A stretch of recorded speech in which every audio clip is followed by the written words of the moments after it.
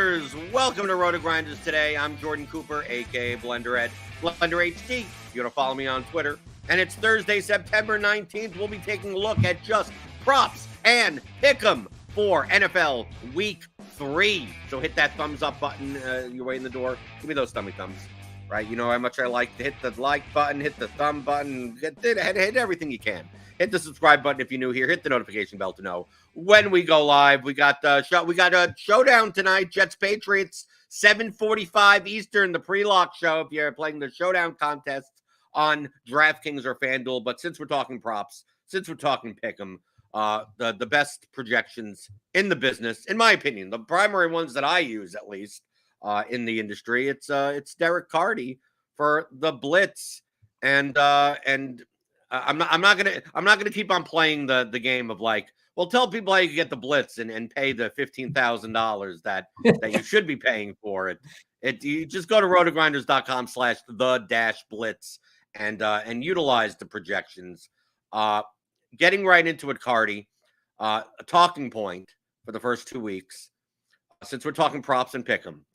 I'm going to assuming based on what I've read on Twitter, Carty, what I've read on Twitter based on the first 2 weeks of NFL play, I'm going to assume that we're just across the board betting all the passing unders, all the receiving unders, all the rushing unders, and we have to just go by the assumption that all quarterbacks are being told, if you see safeties that are like 15 yards from the line of scrimmage, if you throw that ball, boy, your job's in jeopardy. So are we back to 1955 with offenses, or is it just maybe a 2-week sample that people are taking completely out of context? It's probably a little bit of both. There are legitimate fundamental changes that defenses are making. Offenses are always going to react to them. We are looking at kind of numbers through the first 2 weeks that are, the lowest they've been in 15, 20, 25 years in certain categories, which most likely not going to remain that low. We don't want to ignore things that happen, but also we definitely don't want to overreact to them. And also from, I used the Blitz projections first 2 weeks. I bet a ton of props. I don't play Prize Picks as much anymore because now I have access to all the sports books and you get much better edges there. I've taken plenty of overs past 2 weeks. I've been profitable week 1, profitable week 2. If we bring up our Prize Picks card from last week, me and Will made on the show, that was Blitz approved. We hit all 6 of them. So we got the Robinson rush attempts. We got the Barkley rush attempts. We got London's more. I mean, these are all mores. These are all overs. These are Darnold and Carr passing overs. Rushy, Rice, right? And we got them all. So that's a nice little thing. And at least in my account, if you tailed any of these, you probably did well. But we're obviously going to be creating another 6-pick card here and talking about props in general. But looking at the Blitz is still kind of bullish on passing games relative to the market. And I think that's the key thing here, Carty, is that it's not like there's a difference between passing is down. You can't bet a passing over. It's like, but when the passing overs are like 212.5, when we've seen them normally at 240.5, like that's a different. It's really just relative to the number and the price. And compared to last year, I mean, some of these pass completions are much lower than I remember them being the last 2 years playing. That you can't just be across. It's not going to be that across the board that like no one's going to complete more than 22 passes. That's not going to be the case. I mean, even when you look at the numbers, like passing's down this year, but it's not like teams aren't passing. Like the league average pass rate, the last few years has been like, I think like 51%, something like that. And this year it's been like 48%. Like it's not like, or 60, 61, and 58, whatever it is. It's like a 3% change difference, which is there, and you want to account for it a little bit. You don't want to overreact to it. The Blitz right now is kind of splitting the difference essentially. But the market seems to be really overreacting. Some of the numbers that we've seen out there are pretty wild. yesterday, if you follow me on Scores and Odds, I put up Anthony Richardson over 15.5 completions. I mean, 15.5 completions is like what you give like the crappy, like I know he's not like a great passer or anything, but like that's what you give to Tim Boyle when he comes in, because Zach Wilson is so bad and they have to start Tim Boyle. Like that's the line that you set for him. It's up to 17.5 today already. Like it's just some of these numbers they're setting so low. Right. The best line right now is DraftKings has it over 17.5 at plus 105. It's at least the best number in Kentucky, right? I'm just always looking at the books that I have access to.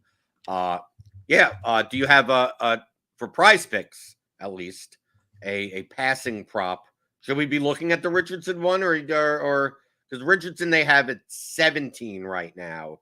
I mean, even at 17, I still think it's good value probably. Let's take a look. The Blitz has this at 17 as a 42.1% edge. Yeah, I mean, I think it has which is one of the higher passing ones on the board. Yeah, it's got like a 21 projection or something, like way above 20.9 in the Blitz currently. So do we want to put that in? Do we? Why mention if we're not gonna play it? So let's. Yeah, I'm at 17. So I mean, we could push this also. So I mean, essentially, we just need 17 to push. Do you have any other passing props that maybe not on Prize Picks that you're also looking at? The other one I took was Darnold over yards again. Oh, it opened around like 220 yesterday. I think I got it 222. It's over 230 at all the books now, but even at 230, it's still going to be good value. Right. I mean, you have a pretty high projection on Darnold's passing yards. Oh yeah. Yeah, the highest in the industry. You have him at 303. Yeah. Is it more the fact that you think the game that I mean, it's a Texans game. Typically, Texans games are, it's also it's inside. We know the Blitz loves its dome games, right? So this it's going to be a fast-paced game. A lot of plays run. Darnold has looked good. Minnesota is willing to throw the ball. Good game script here. Most likely, they're going to be playing from behind. And the line is just set so low. I'm kind of thinking about Sam Darnold as my cash game quarterback on DraftKings. I am too. I think a lot of people are going to go up and play like Hurts or Murray or anything like that. I know this is we're doing props and pick 'em, but I think I'm more inclined to not rely on like 4K wide receivers, right? Yeah. So if I don't want to play a 4K wide receiver, I kind of have to pay down at quarterback, and Darnold may be that option. Let's go to rushing. Okay. Rushing props. I mean, obviously, if teams are going to struggle to pass the ball, they're going to run the ball more often. We see a lot of value on. I've seen the past 2 weeks value more on rushing attempts than rushing yards, because it's almost like rushing attempts are a lot more like normally distributed. Like this team is like Brian Robinson prop like last week, like was like one of the highest edges in the entire on the Blitz in its entirety. And the thing is I don't have to worry about how many yards he gets. He goes 14 for 35, and I'm good, right? Doesn't have to break one or anything. So do you got we need 2 rushing props, whether it be rushing attempts, rushing yards, for Prize Picks. All right, let me pull up Prize Picks lines. I do not have Prize Picks in my state, so I'm not overly familiar with where their lines are currently set, but it's easy enough to pull that up and see what the Blitz is thinking. Right. The Blitz is the highest rushing as far as a prop is concerned. You have the highest edge one would be Gus Edwards. Yep, I noticed Gus Edwards popping yesterday. Is Miles Sanders on Prize Picks? Miles Sanders should be on Prize. Miles Sanders is at 22.5 rushing yards. The best line is actually 21.5 on the. Does he have an attempts market? On the you want the attempts? Yeah.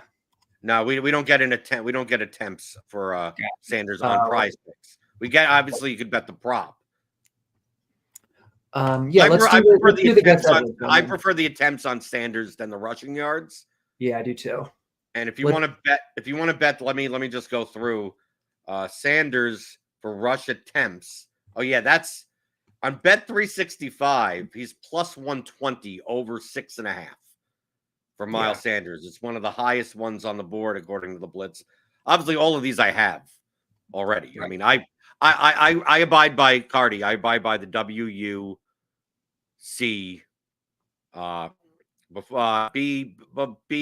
BCGU before Carty gets up or before Carty wakes up. Right. I'm always looking at that usage adjustment page on RotoGrinders. And when I see all yeses, I reload, I see all yeses, and the time updated is like 7 minutes ago. That's when I go to town. It's time to go to town. Yeah. So maybe we don't do the Sanders one. Do you want it? Let's do Edwards. Because the thing about Edwards is that like J.K. Dobbins, like for DFS purposes, is probably a much better back because he catches balls out of the backfield, is much more explosive. But we've seen that like Gus Edwards actually gets more touches than J.K. Dobbins does. Yeah, I mean they're still basically splitting it. They kind of said they're going to kind of keep giving both of these guys carries. I think people are assuming one of these weeks that Dobbins is just going to get 75 or 80% of them. But I mean that could happen, but it also probably will not. And 31 rushing yards is very low for a guy who's going to get half the carries on a run-heavy team. And also Herbert's kind of banged up. So this game, I mean, from a DFS perspective, Chargers Steelers is not the most appealing of game environments. No. But so I don't mind seeing 60 rush attempts between both teams when I have all these props.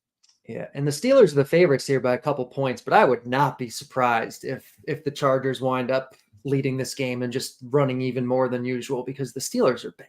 They're really bad.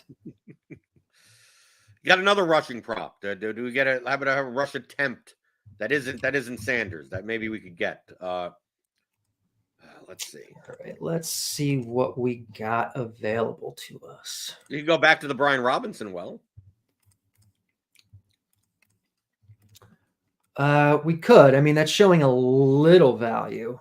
I don't see a ton of value on the rush attempts on Prize Picks, but Robinson would be the best one. We could do that if you want. Okay. Well, I'm gonna sort on my other screen because we don't want to just give out all the blitz projections for nothing because you should be paying a lot for. I've already used them all. Let's see. Let's see. Rush attempts. Well, no, Brian Robinson is showing as the highest one. Yeah, 35.2% edge. We also have Najee Harris on the other side of this game, higher. Jonathan Taylor, Javonte Williams, Zamir Cook. I mean, not the most appealing of options, but Brian Robinson is the best out of the bunch, which kind of goes against the logic. Brian Robinson, it's kind of weird. We typically DFS mentality is running quarterback typically hurts, a typically rushing based running back. But boy, the Commanders can't move the ball outside of running the ball. So they run the ball a lot. I mean, they got in against the Giants, the future Giants defense. They got in the red zone like 6 times and couldn't score a touchdown. Yeah. Yeah, that was pretty wild.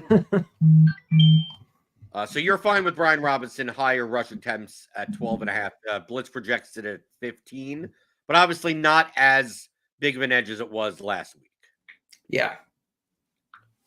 I have a question about Zamir White because let's do it. This goes kind of into DFS because I'm looking possibly playing Zamir White on FanDuel at 6K in my cash lineup. I've bet Zamir White the past 2 weeks. These are losers. Oh, right? Yeah. Especially the first week where a holding penalty gets called and then he fumbles the ball.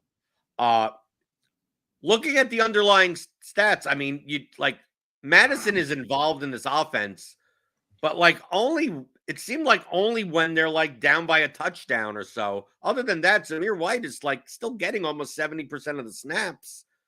I don't think Zamir White is very good, but they're playing the Panthers. Do you think the backfield is still primarily Zamir White's backfield, or is it going to be more of a split with Madison because he's kind of produced a little bit more, even though they've been behind when he's produced? Yeah, so this Raiders situation is like one of the toughest ones, I feel like, to start the year, because basically they gave Antonio Pierce the job last year, interim basis. He loved Zamir White, gave him like 85% of the carries, talked about how he wanted him to get 20 carries a game, how much they want to run the ball, play, tough football. They spent the whole offseason doing the same thing, talking about how much they want to run the ball and how much they love Zamir White and how they signed Alexander Madison as a depth piece. And then they come out the first 2 weeks and they're one of the most pass-heavy offenses in football. And it's like, what are you doing? And the first week, they barely give White any carries. Last week, he got the bulk of the work. There just wasn't a lot of carries to go around. And they keep coming out in the press conferences after, and they keep being like, all right, we got to get back to running the ball. We got to run the ball more. We got to get Zamir White his carries. We got to get Zamir White 20 carries. I'm still believing it that this is going to happen, but who knows? I mean, what they've actually done the first 2 weeks of the year does not match what they said they want to do and what they continue to say they want to do. So I have no idea. But yeah, I'm still kind of buying into it. I like Zamir White, and I think this is a good spot for it, where they should be able to run the ball if they want to. So the key thing to take out all of that is don't believe anything coaches say. I mean, for the most part. I mean, that's a tough part too, because I'm sure you're familiar with Coach Speak Index. Like, it's fantastic. Yes. It's like one of my favorite things. He's got a pretty good reliability rating on Antonio Pierce for this, but I don't know. It's just so far it's been rough sledding betting overs on Zamir White. But I'm still on board. If we believe coaches, I mean, obviously you're starting Christian McCaffrey this week because he's definitely not injured. It's true.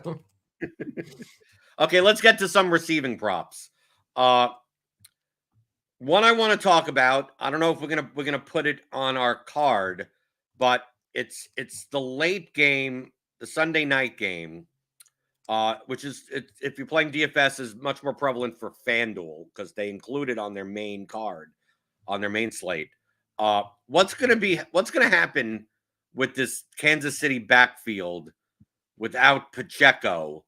Because I mean, they got Carson Steele, undrafted free agent, which you have to think is more of a get us 2 yards up the middle type of running back. They signed Samaje Perine in the offseason. He's older, but he's much more reliable in the passing game. But now they're going out and they're looking at, Kareem Hunt. Who else? I mean, they're picking up Deontay Ingram. They got from the practice squad. Ingram they called up, yeah. Right, they're calling up people. Because I look at this, the receiving projection for Perine, and I think it's very fragile. But if Perine's going to be, how are you projecting this out? If it's just the backfield of Steele and Perine, because this is me. I'm not a football person, right? I know football, but I'm not a hand in the dirt. Typically, from what I've seen across the league, is that coaches prefer running backs that are good with pass protection, right? That they know the schemes and they can protect the quarterback because they're worth more out in it. If you put in a guy that's not good in pass protection, the defense kind of goes, this is probably a run. And a guy that's good in pass protection could be anything because they could run the ball or pass the ball. I'm going to assume that Perine is a much better pass blocker than an undrafted, free agent rookie playing his third game. Yes. Are you down for either Perine's?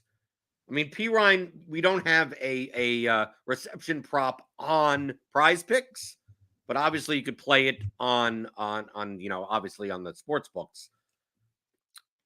Yeah, Do we want to go? Do we want to go with this Pirine over more than 16.5 receiving yards, or you would much rather go to the like we go to the receptions?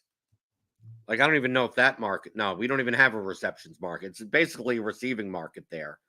I'm much more likely to just bet it as a prop than put it into our card. But what are your thoughts on the Chiefs backfield now? Yeah, I think you kind of summed it up pretty well. I think we'll see Carson Steele on early downs, maybe short yard situations, but Pirine seems to be the guy that's going to work in on some of those too and get, I would imagine, pretty much all of the third down work, the 2-minute stuff, all the pass game type stuff. He's done that historically. He's good at it. We've seen him do it even, a little bit when Pacheco was playing. I kind of like his one this week. I like it more at the sports books, like you said, but over 16.5 at Prize Picks, I think is perfectly fine. I think it projects well. Bet 365 has it at over 15.5 minus 110 for an edge of 46.2%. So that's why I prefer it there. Remember, when you put it in a pick six card, it's the effective line is like minus 117 or so, right? So if it's 16.5 minus 117, I'd rather get over 15.5 minus 110 on Bet 365, especially since that yard may actually matter, right? For these low yardage things, right? Yeah. Whenever you have like a prop that's like over 17.5 or over 21.5, it's like that 1 yard matters. The difference between over 68.5 and 69.5 may not matter as much when the guy is going to get 5-6 receptions anyway. So that's kind of how the distribution works. The edges are much more fragile on these like low, like taking that Tyler Algier over half a yard on the Falcons game last. I saw that. I'm like, Carty says that this is an extreme edge, but boy, is it fragile. I'll take the over half a reception, over half, because it basically was over half a yard. Basically, is the guy going to catch? But I took the reception prop. It was a slightly less prop, like slightly less price. But the thing is that if Algier catches a ball for -2 yards, I still get paid. You still win, yeah. On that one, and so I took because I was too scared. It's like a 57% edge on a half a yard receiving prop. It's like, yeah, that's a lot of fragility. But let's talk about maybe some main receivers that we want to take on Prize Picks. So do you have a receiving yardage prop that looks good? I know you're looking more in the sports books, but it typically compares to Prize Picks if it's up on the board. Yeah, let's take a look real quick. Michael Wilson. I could show one that scares the hell out of me. Okay, go ahead. If we want to put together the scary ones, Cortland Sutton, higher than 35.5 receiving yards. That one is showing value. The Bucks are notoriously, I know you love the term, a pass funnel. Pass funnel, love it. Right. You have to assume that the Broncos are going to be behind, and Bo Nix is going to have to throw the ball. All these props on the Broncos for passing and receiving are very low. What do you? The Blitz shows this is a 21% edge, the fourth highest on the board on Prize Picks. Yeah, we here in Kentucky we play Prize Picks Arena, so like I could actually get first place without getting all 6 picks, right? I don't think the ownership on the Sutton over 35.5. I think I may be the only one with this card. So maybe there's some value in being unique. That's true. Can you talk about the Broncos passing game, and is Bo Nix ever going to get better? Probably not anytime soon. No, Bo Nix is terrible. I took his passing yard over last week though, and it won because it was set so low. The same as Cortland Sutton's is set so low here. Like, he's an alpha receiver. He's probably going to get, when all is said and done by the end of the year, probably 25-ish% of the targets. The Broncos are bad. They're going to be more run heavy than pass heavy when they get the opportunity, but they're probably going to fall behind here. They're probably going to have to pass. And this is a low number for Courtland Sutton, who is a talented receiver, who is going to see good volume. It's gross. And when books know something is gross and people don't want to bet the overs, they shade the lines the other way, which offers us value on the gross side. So we're going gross with Courtland Sutton. Yes. Trust the process. Trust the process. I'm going to go to receptions now. This is the highest edge in receptions on the Blitz. This is not a gross one, but it's a concerning one. And we talked about Anthony Richardson before. So this is actually going to be a correlated one on our card. Highest edge for receptions and prize picks currently is more than 4.5 receptions for Michael Pittman. Mm-hmm. Is Michael Pittman not a focus of this offense anymore? Or is it more of the fact that the Colts have just simply not thrown the ball much in their first 2 games that, we see big pass to Adonai Mitchell. We see a big pass to Alec Pierce. Ashton Doolin is catching a 70-yard bomb. But for the most part, if they're going to move the ball, it's going to be through guys like Downs, who's been injured, and Pittman, who's a big receiver. If we went to last year, this would show as a absurd edge, a 50-yard receiving prop, a 4.5 reception prop for Pittman. They're playing indoors in the dome against a Bears team who have a very good defense, but also their offense doesn't do anything. So you have to expect the Colts to have the ball more than the Bears. Are we buying low on Michael Pittman? I am. The same reason I'm kind of buying low on Richardson. It's just like teams aren't this bad at their passing. Like they're going to have some positive regression. Michael Pittman, even though, we've kind of seen the splashy plays from Pierce and Mitchell and whatever, Michael Pittman has a 28% target share in this offense, which is, about what he was doing last year. Last year was 31%. So, it's top 15 in the league, and the game sets up well here. It's the fastest paced game of the week. Both of these teams play very fast. We should see a lot of plays run. It's indoors, and potentially they'll be behind in throwing. Especially if Josh Downs is out again, more balls to go around. That helps Pittman. But even if Downs is back, I still think Pittman looks good here. I took it on regular sports books yesterday. I think plus 120, which not as good or better than the implied odds we're getting here, but I still think it's good. Yeah, currently Pittman is over 4.5 minus 115 at bet 365. Oh wow, so that's going to go quite there. Since yesterday too. Right. Or did you get the over 5.5 though at plus money? No, 4.5. 4.5. Okay. I guess I got it on whatever you got it at. I probably got it at. So I've got 150 bets in, so I'm not going to go and look through. Okay. So we need one more to complete the 6 pick. It could be receiving, rushing, it could be anything you want. It's a wild card. It's up to. I suggested some based looking at the blitz. So maybe one that's could differentiate us even more. One that scare. I want a scary one because we're Sutton is a scary one. Is Caleb Williams scary? What? Is Caleb Williams scary? Is that kind of correlated with? If the Colts are going to be passing the ball at least more on our card, I guess, yeah. The blitz is more seeing it as just both teams are going to be running a lot of plays, but you're right. Maybe we don't want that kind of negative correlation in there. Michael Wilson's interesting. Okay, now we're getting scary. Yeah, okay, we're going real scary. Yeah, because his prop, Michael Wilson, 21.5 receiving yards. I'm assuming we're going with the receiving yard prop. Yeah. Especially with his distribution. When he catches balls, a lot of times they could be 64-yarders, and he may only have one catch. So we'd rather have the receiving prop. So tell me why Michael Wilson.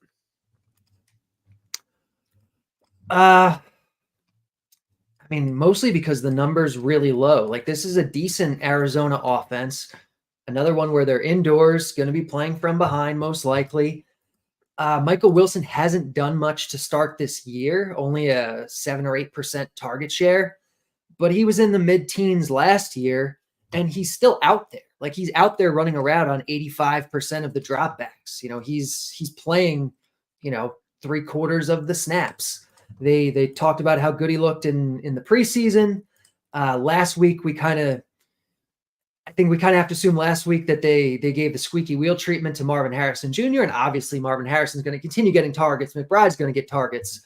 I feel like everyone's talked up Greg Dortch, who's been great so far and has gotten a ton of targets, but Michael Wilson is good too, and he's on the field more than Dortch, and we've only seen 2 weeks of this offense. I don't think we should be assuming at this point that Dortch is going to be getting more targets than Wilson based off of 2 weeks when he's not even on the field as much.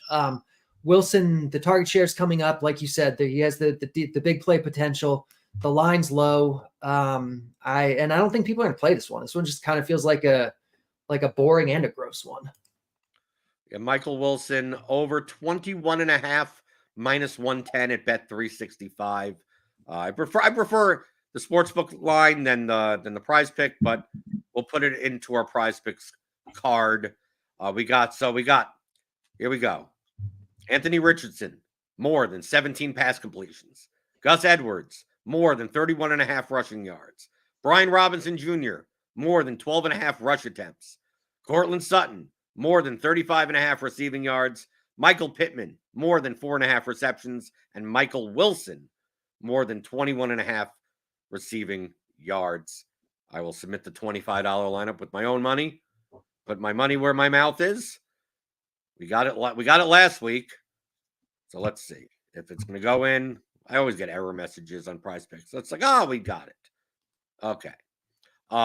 Any other props that may not be like main market props or anything like touchdowns and interceptions thrown, like stuff that isn't necessarily yardage or counting based that you may be looking at?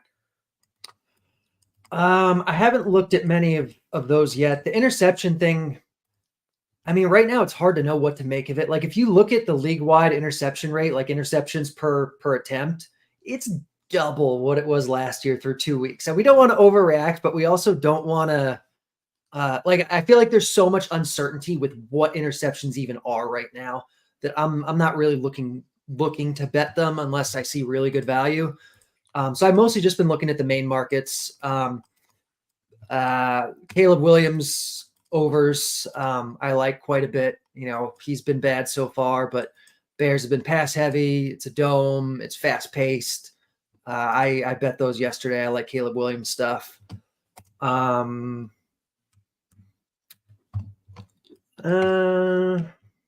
about for tonight? Okay, let's close the show out with people that are watching, because I mean, obviously you could watch this for the next couple of days until Sunday, but people that are watching right now today for the Jets Patriots game, a lot of stuff has moved, right? You got much better numbers yesterday.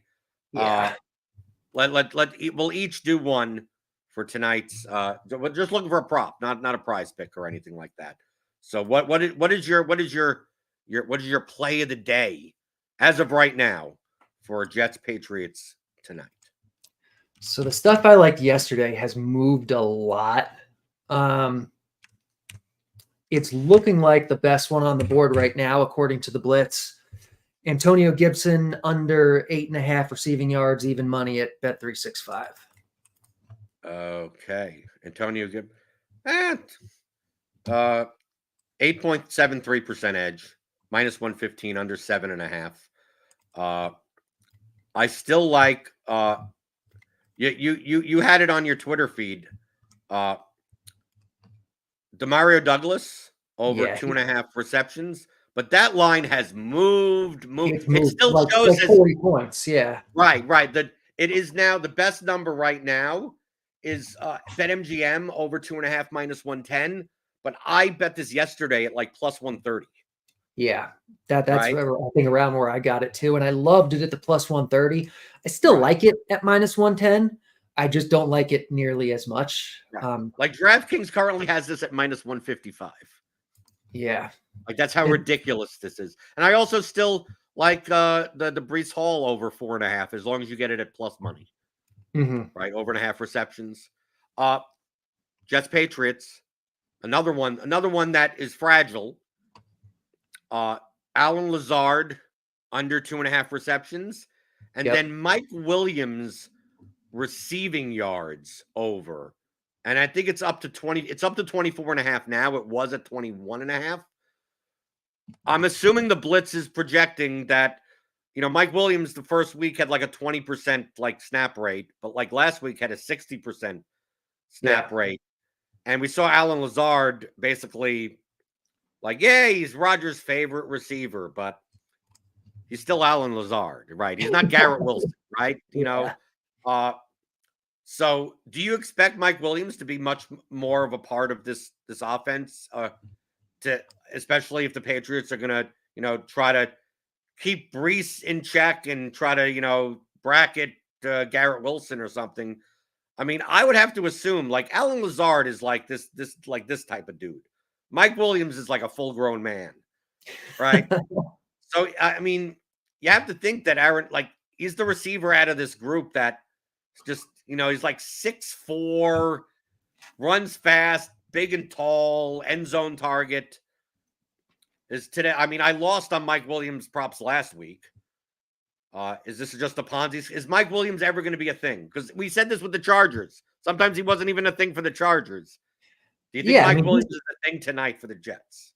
He's going to have boom or bust weeks. But basically how they've treated him so far is what we've expected. They said they were going to kind of bring him along, ramp him up week by week, kind of the same thing they did with Hall last year, where it took like 4 weeks for him to kind of get to a full workload.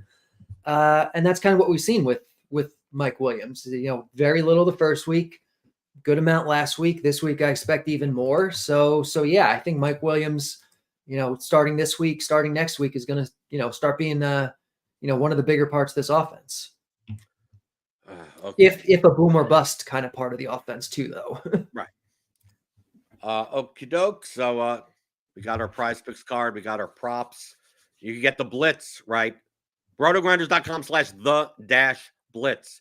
Carty, why don't you tell people, what do you do when I say wake up before Carty? What does that actually mean? Because I mentioned, this the usage adjustments and everything. Like, how do you make it that you get all these lines so much earlier than other people who, wake up Sunday morning and be like, oh, what are the props that I want to have? Or Friday, you're like, it's like, dude, I'm getting this stuff on Tuesdays and Wednesdays, maybe Thursday mornings. And then obviously, depending on injury situations, sometimes there aren't props released for certain games until we know, like Packers props are kind of like off the board. So what's like that kind of like release process for the blitz? You don't just come out and just like Wednesday and you're like, oh, I'm in the Discord and here are all my plays. This is just, you update projections and like, I just grab the CSV and go to town. Yeah. Preliminary projections come out on Tuesday. On Wednesday, I do manual usage adjustments because you need to do that for football. If, Tyreek Hill is out, like you need to know, okay, who's going to get the ball instead. You can't let a computer figure that out. It's not going to be able to. So by Wednesday afternoon, all the adjustments are done. I've looked over everything. I definitely start betting pretty heavily right when those are done. You can bet earlier on Tuesday too. You're going to get better lines. The projection just a little more fluid at that point.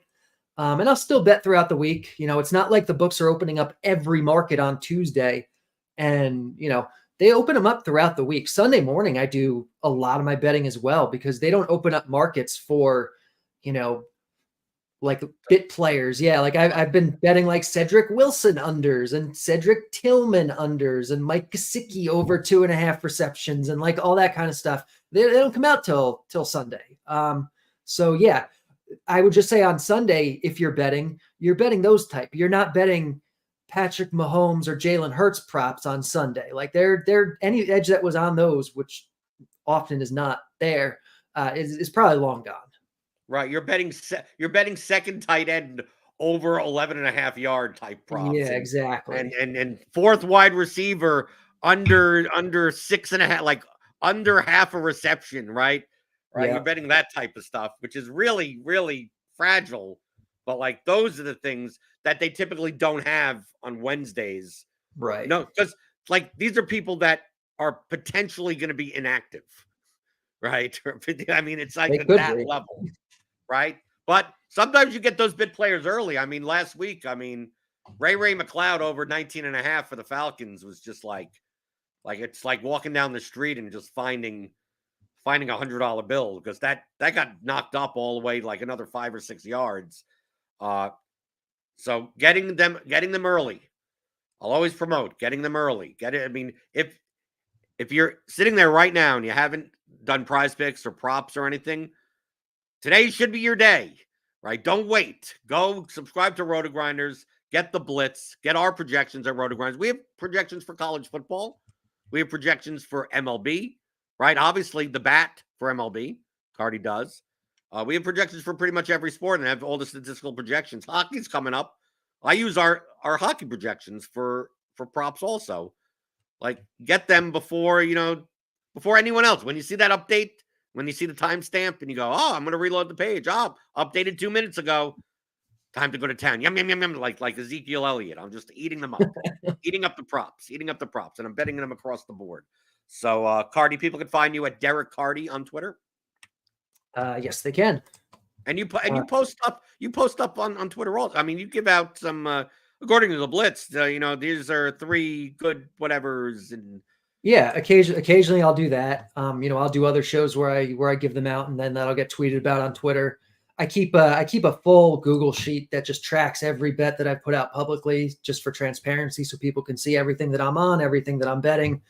I try to keep everything as open as I can. Well, check that out on Twitter as well as here at RotoGrinders. Tomorrow, I will be on with Squirrel Patrol. We'll be talking about DFS GPP strategy on DraftKings, how to win those large field contests like the Millie Maker. And we got Showdown tonight. So check that out. 7:45 Eastern, covering everything for the Jets Patriots tonight in your Showdown contests. Although I think there's gonna be a lot of duplication, right? The pricing is not all that great on tonight's slate, but check it out anyway. Hit that thumbs up button on your way out the door.